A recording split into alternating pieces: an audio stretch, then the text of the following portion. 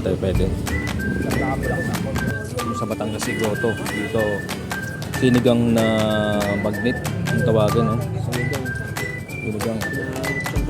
Nakakapawis to eh. Sa pinipilahan to dito. Dito sa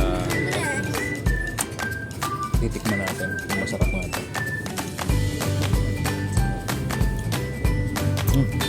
Sarap. Sinigang. Kung sa Batangas ay Gotong Batangas, dito yung bagnet na sinigang. Tikminin ninyo na ang sarap.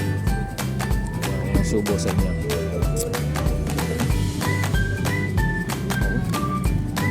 Ulit. Guys, ito ninyo. Bindanao Street. Pinipilahan talaga sila namin. Pagkagandang oras ay nalabas sila. Itong oras kayo nalabas, ano? Sabi natin mga tropa natin dito. Masarap po ba? Sarap. Shout out, sir.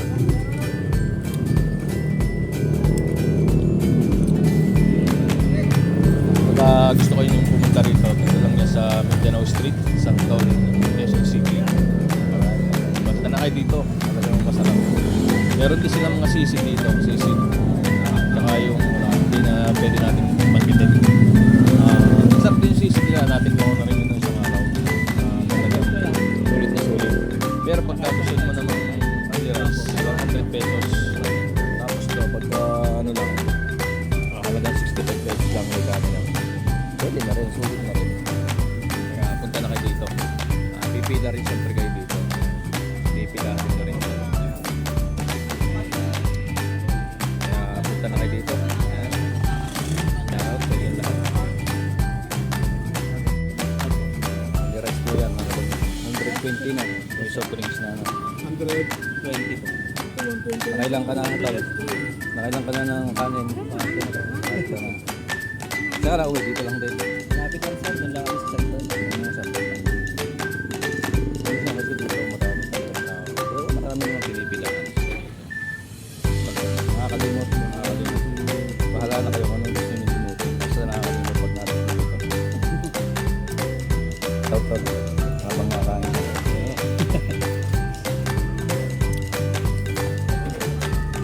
Taut-taut. Ano pangalan tayo? Sandal. Kuya. Kuya. Anong pangalan mo po? Alvin. Alvin. Yan, shoutout ko sa inyo lahat. Kung anong tawag ba dito sa ano nila? Sinigang. Sinigang bagnet. Opo, sinigang pa. Masarap din yung ano. Ang pangalan mo, sir? Doms po, Doms. Saan pwede natin makita itong ating Dito lang po yan sa ano sir, 120 Julio, Corner Mindanao, Barangay Santo Niño, Quezon City. hindi natin makikita yan.